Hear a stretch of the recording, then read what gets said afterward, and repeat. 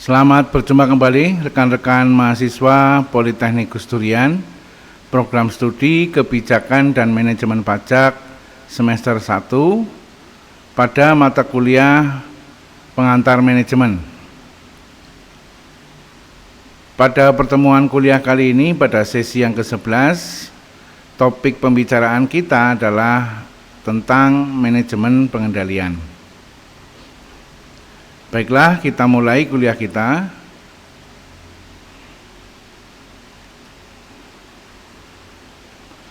Sistem pengendalian manajemen.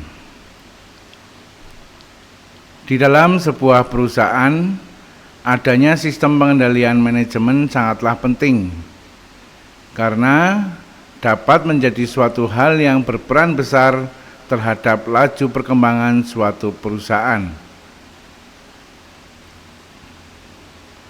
Jika sebuah perusahaan tidak memiliki sistem pengendalian manajemen yang baik, ataupun tidak ada sama sekali, maka perusahaan akan rentan untuk mengalami kemunduran. Namun, pastinya setiap perusahaan memiliki sistem yang dijalankannya masing-masing, yang berbeda-beda antara satu perusahaan dengan perusahaan lain.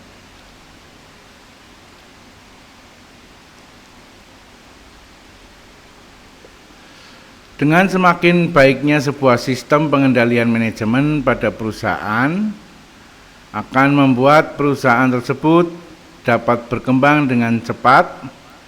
Begitu pula sebaliknya, di mana jika sistem pengendalian manajemen yang dimiliki sebuah perusahaan tidak baik, maka dapat membuat perusahaan tidak bisa berkembang dan tersaingi oleh perusahaan lain.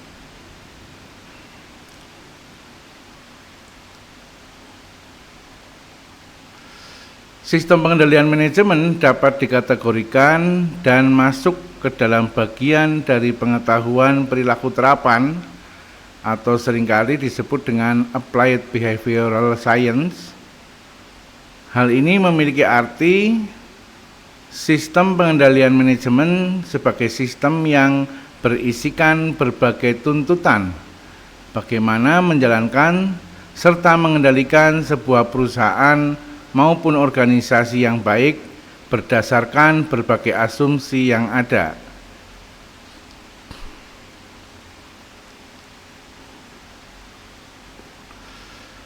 Menurut Anthony dan Rees tahun 84 dalam bukunya halaman 824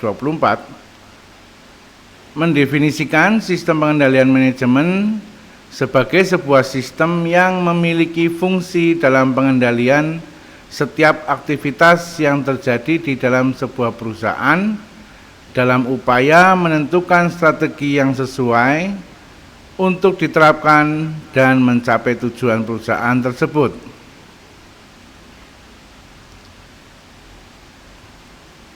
Sedangkan menurut Suaidi tahun 99 dalam bukunya halaman 8-9 mengartikan bahwa sistem pengendalian manajemen sebagai sebuah sistem yang terdiri dari berbagai subsistem yang memiliki kaitan antara satu sama lain.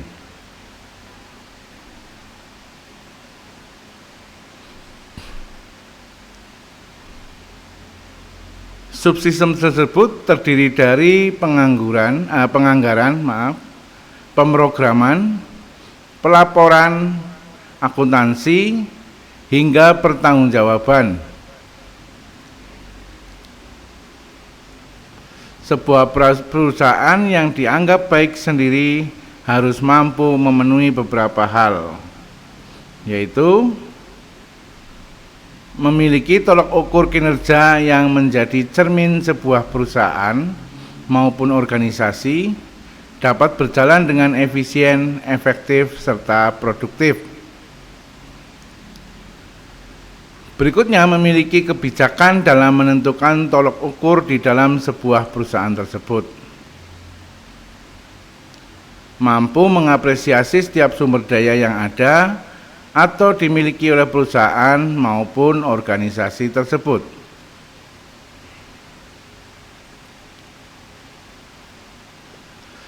Sistem pengendalian manajemen merupakan sifat yang menyeluruh serta terpadu. Pengendalian manajemen tersebut lebih mengarah kepada berbagai upaya yang dilakukan sebuah perusahaan agar tujuan yang ingin dicapai dapat terpenuhi.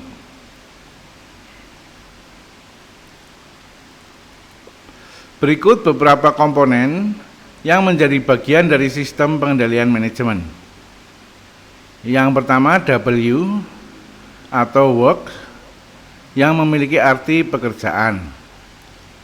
Kemudian E atau employee yang memiliki arti tenaga kerja. R atau relationship yang memiliki arti hubungan. Dan E atau environment yang memiliki arti lingkungan. Inisial dari 4 unsur ini adalah bisa dibaca dengan where.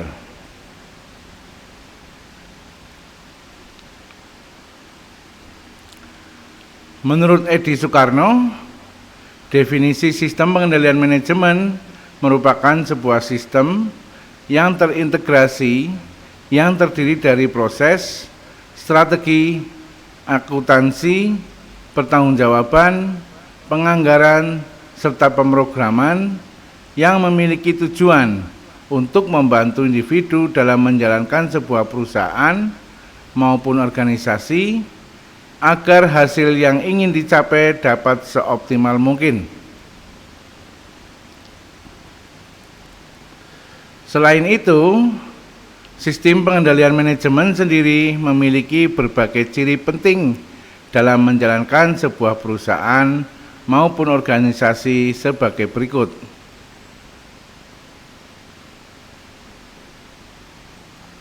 Ciri pertama dari sistem pengendalian manajemen adalah dapat digunakan untuk memegang kendali dari keseluruhan perusahaan maupun organisasi. Hal yang termasuk ke dalamnya adalah seluruh sumber daya yang dapat digunakan, baik SDM atau sumber daya manusia, alat serta teknologi yang ada, hingga hasil yang dapat diperoleh sebuah perusahaan. Dengan adanya sistem pengendalian manajemen, proses mencapai tujuan sebuah perusahaan dapat berjalan dengan baik.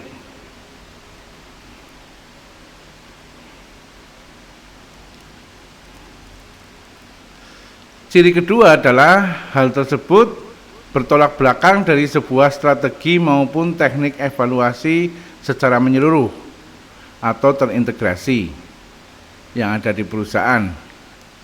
Selain itu, memiliki sifat tidak terlalu memerlukan hitungan, tidak memerlukan hitungan yang pasti ketika mengevaluasi suatu hal.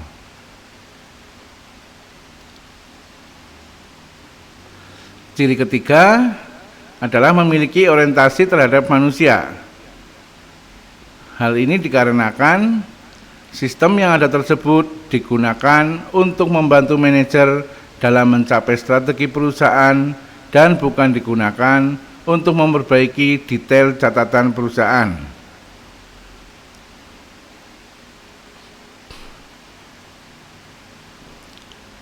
Pembahasan berikutnya adalah tentang fungsi sistem pengendalian manajemen.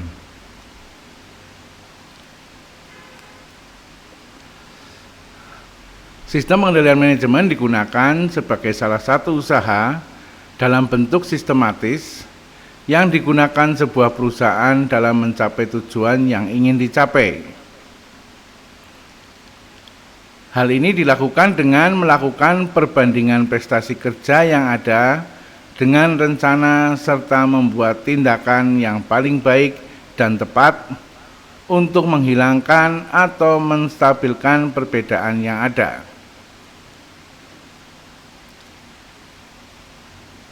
Selain itu, dengan adanya sistem pengendalian manajemen yang baik, maka pengendalian biaya yang dikeluarkan dari sebuah perusahaan akan efektif.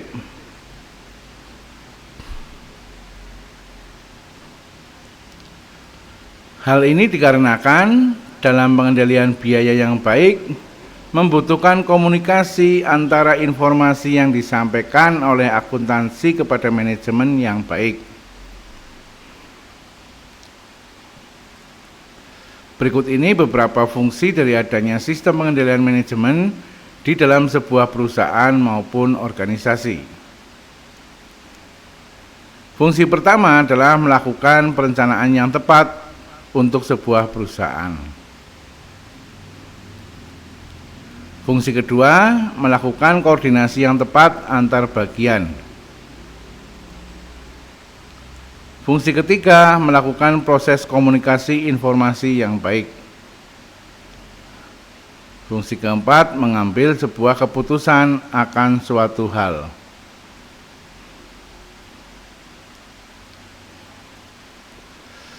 Fungsi kelima, memotivasi pekerja atau sumber daya manusia yang bekerja di sebuah perusahaan agar memiliki perilaku atau nilai dan norma yang sesuai terhadap tujuan perusahaan.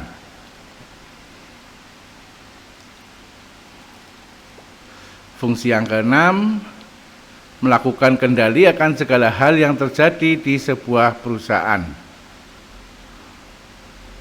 Fungsi ketujuh, menilai kinerja sumber daya yang ada di dalam perusahaan. Fungsi kedelapan, meningkatkan sistem akuntabilitas sebuah perusahaan.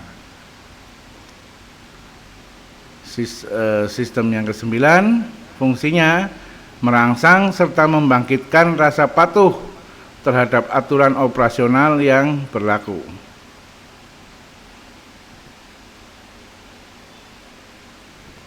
Fungsi ke-11, melakukan perlindungan terhadap segala aset yang ada di sebuah perusahaan. Dan fungsi yang terakhir, mengelola segala kegiatan yang terjadi pada sebuah perusahaan sehingga pelaksanaannya efisien dan efektif.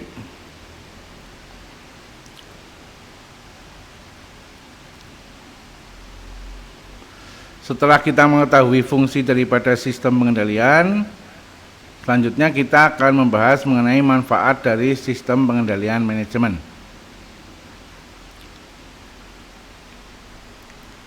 Sistem pengendalian juga memiliki berbagai manfaat bagi sebuah perusahaan. Contohnya sebagai berikut. Manfaat pertama dari sistem pengendalian manajemen adalah dapat mengetahui sudah sejauh mana program yang sedang dilakukan oleh perusahaan.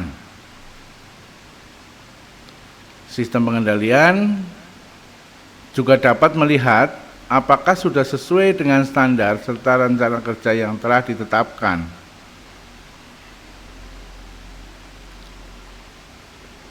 Manfaat kedua adalah dapat mengetahui jika ada berbagai penyimpangan yang terjadi dalam proses pengerjaan suatu aktivitas.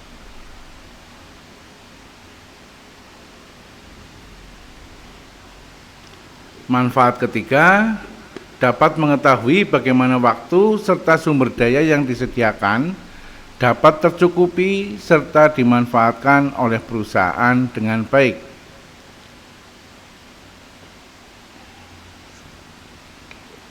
Manfaat keempat, dapat mengetahui berbagai faktor yang menjadi penyebab terjadinya penyimpangan suatu aktivitas. Manfaat kelima, dapat memberikan ruang bagi supervisi perusahaan untuk melihat serta merenungkan pekerjaan yang mereka miliki.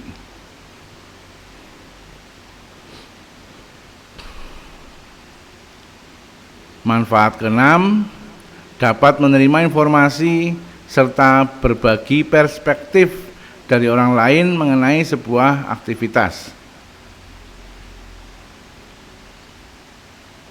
Manfaat ketujuh, dapat mendukung setiap anggota perusahaan, baik dari segi personal maupun pekerjaan yang sedang dilakukan. Manfaat kedelapan, memastikan setiap orang memberikan reaksi yang proaktif serta reaktif.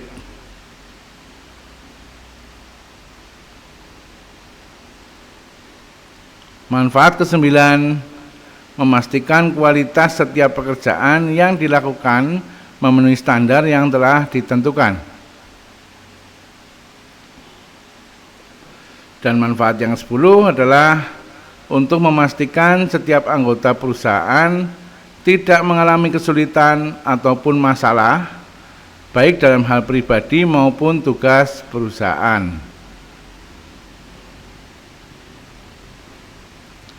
Demikian adalah manfaat daripada sistem pengendalian manajemen. Pembahasan berikutnya adalah unsur dari sistem pengendalian manajemen. Dalam sistem pengendalian manajemen terdapat beberapa unsur yang saling terhubung antara satu sama lain sehingga membentuk sebuah proses kerja. Unsur yang pertama adalah detektor. Unsur dari sistem pengendalian manajemen yang pertama adalah detektor, yang merupakan alat sebuah perusahaan dalam mengidentifikasi apa yang sebenarnya terjadi dalam suatu proses pengendalian manajemen yang ada di sebuah perusahaan atau organisasi.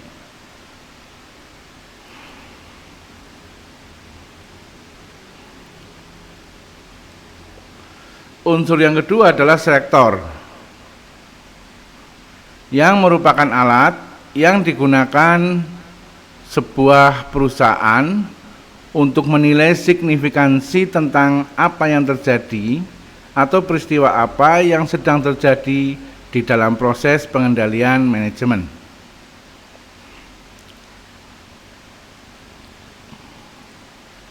Unsur yang ketiga adalah efektor,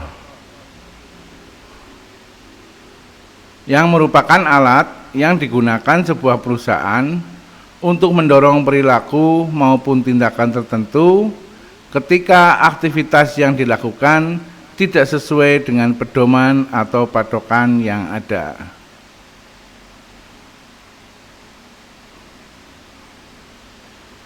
Dan unsur yang keempat adalah komunikator, yang merupakan alat yang digunakan untuk melakukan transmisi informasi antara bagian detektor menuju asesor ataupun sebaliknya.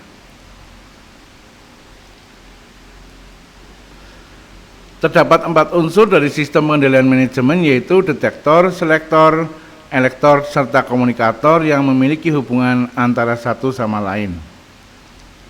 Proses sistem pengendalian manajemen sebuah perusahaan pada umumnya dimulai dari detektor yang berfungsi untuk mencari informasi mengenai sebuah aktivitas.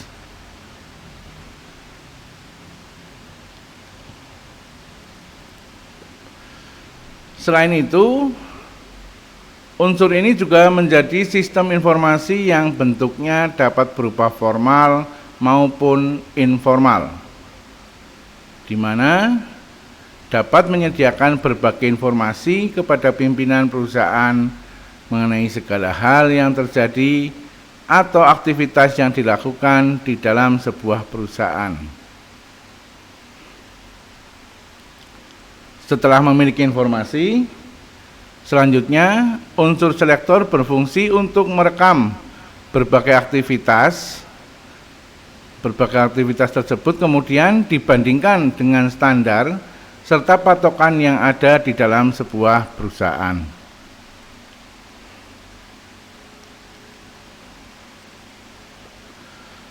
Patokan tersebut biasanya berbentuk dalam berbagai kriteria yang harus dipenuhi mengenai segala aktivitas yang seharusnya dilaksanakan dan pembenaran yang ada.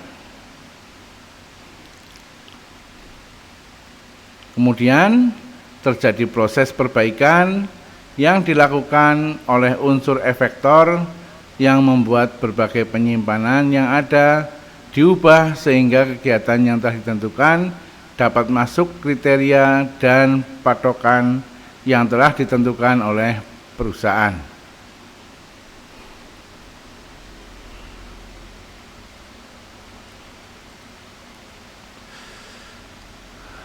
Pembahasan berikutnya adalah tahapan dari sistem pengendalian manajemen.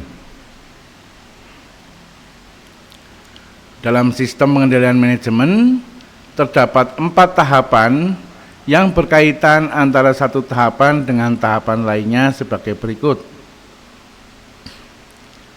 Yang pertama adalah pemrograman.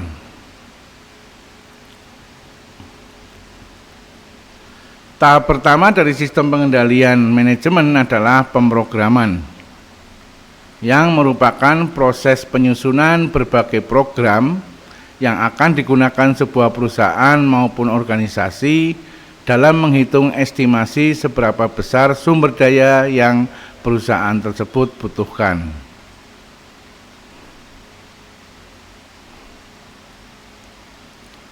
Tahap kedua adalah penganggaran, yang merupakan proses perencanaan serta pengendalian manajemen yang dinyatakan dalam satuan keuangan tertentu yang nantinya akan digunakan oleh sebuah perusahaan untuk periode waktu tertentu. Anggaran yang akan disusun di tahap ini oleh perusahaan didasarkan pada berbagai anggaran yang ada di pusat pertanggungjawaban.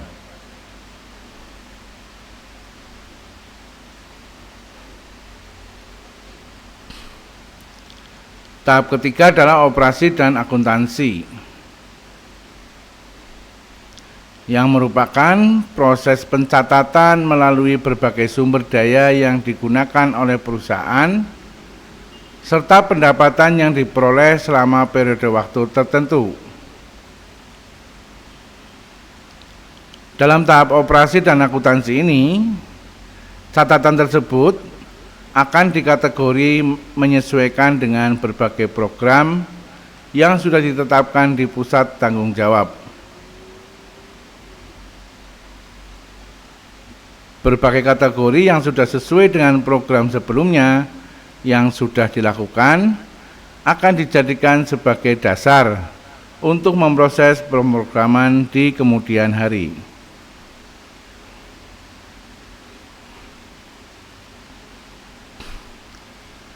Tahap keempat adalah laporan dan analisis, yang merupakan pemilihan sebuah strategi yang tepat untuk ditinjau ulang. Dalam tahap ini juga terjadi berbagai kebijakan yang dilakukan oleh perusahaan seperti menghapus, mengubah, menambah program yang ada, serta menjadi bahan pertimbangan bagi perusahaan untuk mengubah anggarannya di kemudian hari.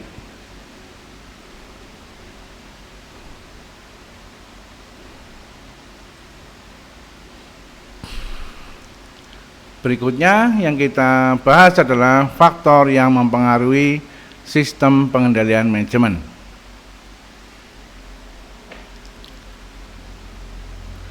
Dalam sistem pengendalian manajemen yang sedang berjalan sendiri, terdapat beberapa faktor yang mempengaruhi hal tersebut. Berikut ini beberapa faktor yang dapat mempengaruhi sistem pengendalian manajemen. Yang pertama adalah ukuran serta penyebaran enterprise. Adalah ukuran serta penyebaran enterprise di mana seperti yang kita ketahui bahwa pasti terdapat pada proses penyebaran antara perusahaan yang lebih besar dengan perusahaan yang relatif lebih kecil.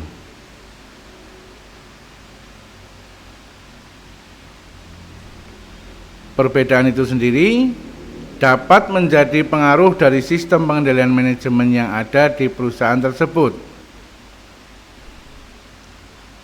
Hal ini juga dapat menjadi penentu isi serta sifat yang ada di dalam sistem kontrol pada tiap perusahaan maupun organisasi.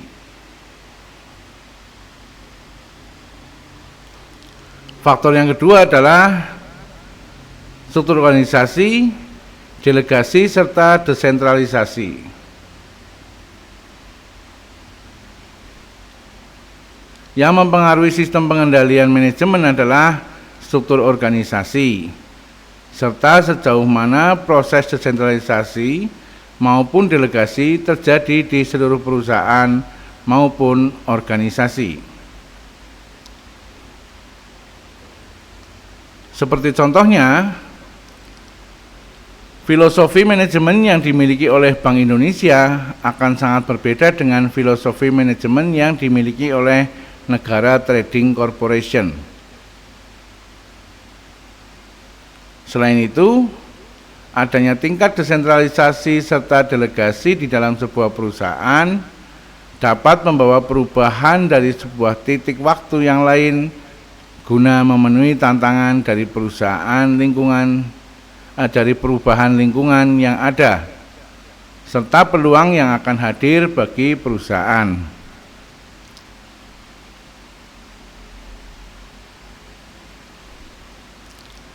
Faktor ketiga adalah sifat serta pembagian operasi.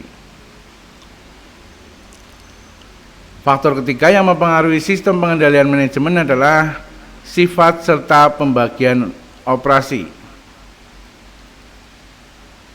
Seperti pada contohnya di perusahaan atau industri minyak, di mana subunit yang ada tidak dapat dibentuk berdasarkan dasar produk.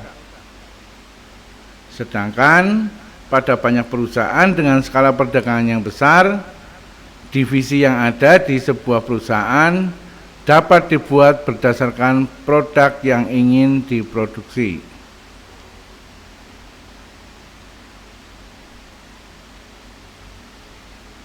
Kemudian faktor yang keempat adalah jenis pusat tanggung jawab. Faktor keempat yang mempengaruhi sistem pengendalian manajemen adalah jenis pusat tanggung jawab atau sistem yang ada pada sebuah perusahaan atau organisasi.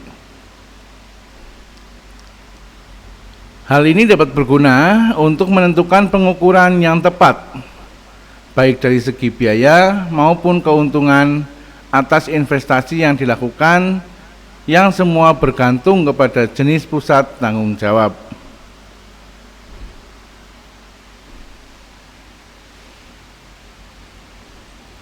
Faktor yang kelima adalah persepsi yang dimiliki seseorang. Faktor kelima yang mempengaruhi sistem pengendalian manajemen adalah persepsi yang dimiliki seseorang di dalam sebuah perusahaan yang dapat memberikan dampak bagi mereka, baik dalam hal pekerjaan, kepuasan dengan perusahaan, maupun promosi, serta kesejahteraan umum yang didapat dengan berada di dalam sebuah organisasi atau perusahaan.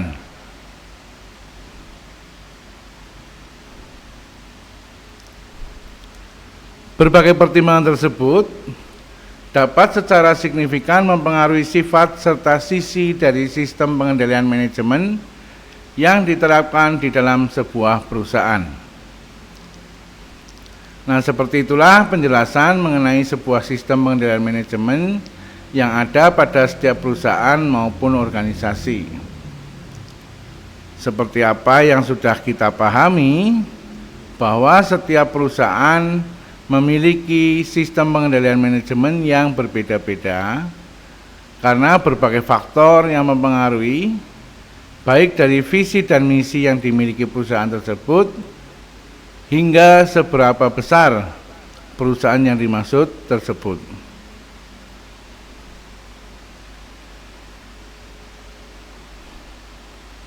Saya kira itu yang bisa kita bahas dalam kuliah kita kali ini tentang sistem pengendalian manajemen. Subscribe bagi yang belum subscribe channel saya, like dan share kepada semua orang. Siapa tahu apa yang kita bahas kali ini bisa juga bermanfaat kepada orang lain. Berkomentar di kolom komentar, khususnya kepada mahasiswa Politeknik Gus Durian, berkomentar sebagai bukti kehadiran kuliah. Terima kasih atas perhatiannya. Kita akan bertemu lagi pada kuliah-kuliah kita berikutnya.